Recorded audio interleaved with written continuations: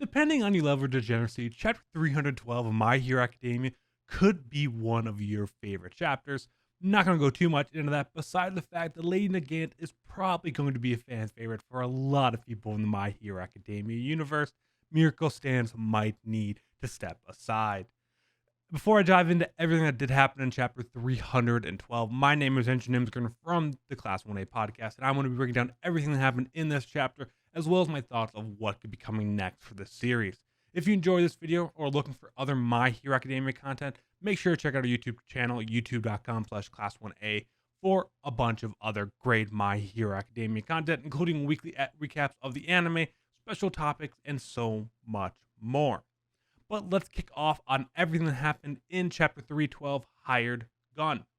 Before leaving the hospital a ways back now, Deku and Hawks has a conversation a little bit about some concerns that he has about Deku going out and doing this, mainly around All for One and One for All, on how All for One really wants to steal that, and that there's a couple of parts that are going to make it harder for it to be stolen right now. One, now that the doctor is captured and all the facilities have been raided, there's nowhere for them to really store quirks anymore for All for One, so he's going to have to take Deku alive, which means that he's probably going to have to send after very powerful villains, but also gives Deku the opportunity, knowing that if he goes to fight to the death, they're probably going to back up a lot of the time, saying that they have to keep him alive.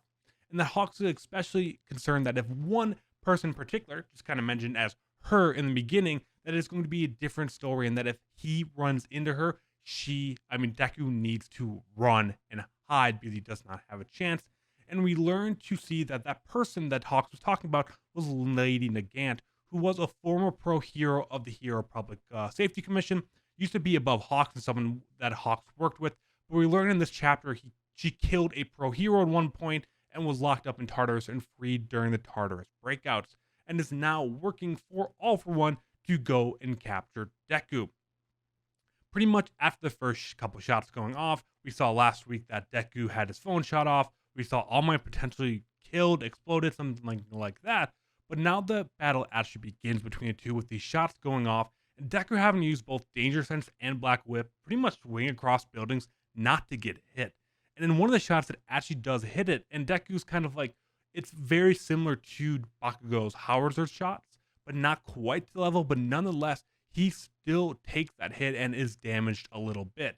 And during that moment after Lady Nagant sees him getting hit, she starts to understand why All for One is looking for this underage high school boy.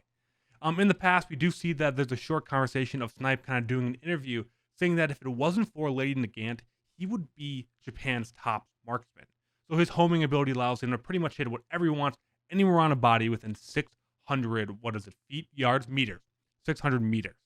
But Lady Nagant in her rifle quirk, since she has it pretty much built right into her right arm, can shoot up to 3 kilometers and pretty much hit whatever she's aiming for, even seeing a bullet arcing around a building a little bit there. And part of that is due to her hair, that she can pull off and kind of twist and create any kind of bullet she wants, rather than it's one of these turning bill bullets, rather it is a hollow point or something kind of like that, which just on top of her natural skill makes her the best marksman in all of Japan.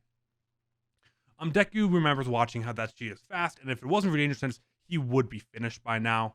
The fight kind of continues on, and we go back to Lady Nagant, seeing in the background of Overhaul is sitting there saying how we have to get to the boss, continually just bring it up, and she starts to kind of hesitate, like, well, I don't even know why I brought you here in the first place, but kind of a fun little dynamic they have going there. I wouldn't quite say buddy cop, but it's kind of more of a human, like, she doesn't know why she brought him along.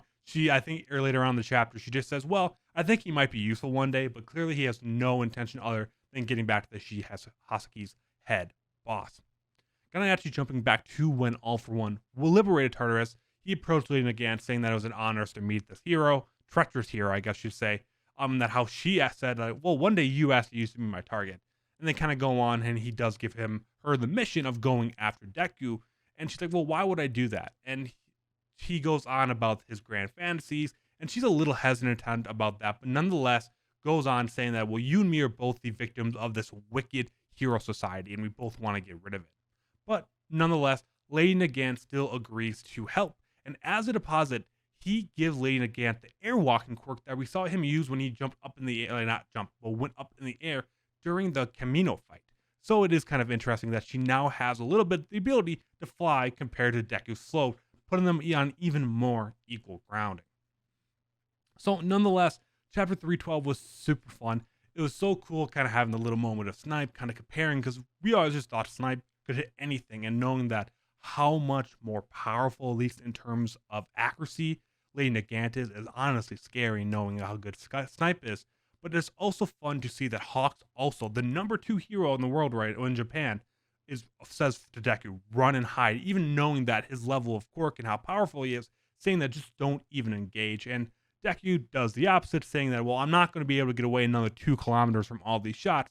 So he instead just chooses to go and storm her, which is a very Deku thing to do. And probably we're going to get lore about this hero she killed. And maybe this just might just kind of be assuming where the story is going to go. But it's this treacherous hero kill. She killed a pro hero. It could be something that hero that she killed deserved to die, or she thought there was very good reasoning for it, or it was a misunderstanding, or something kind of like that. I feel like there is going to be a reason behind why she killed that, and bringing along Overhaul, who has no arms, and just seeing the usefulness of it when maybe she just actually kind of cares. And she used to be a pro hero, so kind of doing that full switch.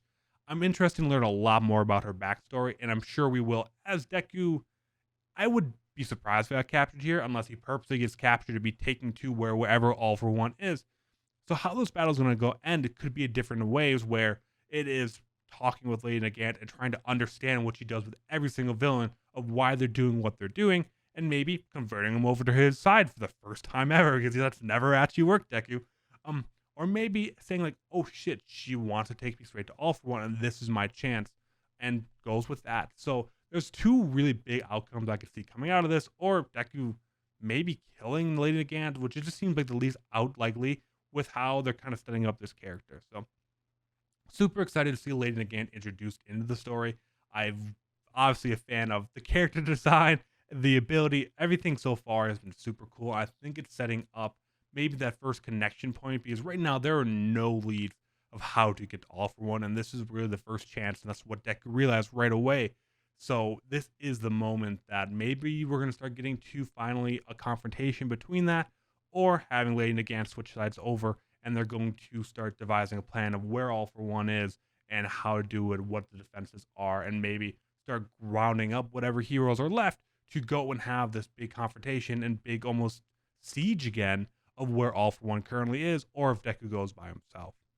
So nonetheless, I think it is Lady Nagant being introduced is the next big step in the story of getting us to where we want to do, which is that big engagement between Shigaraki / All for One and Deku, which we all have been waiting months for now. We're probably waiting a couple more months for it, but nonetheless, it is going to be so worth it whenever we get there. Thank you all so much for tuning into this recap of Chapter 312, Hired Gun.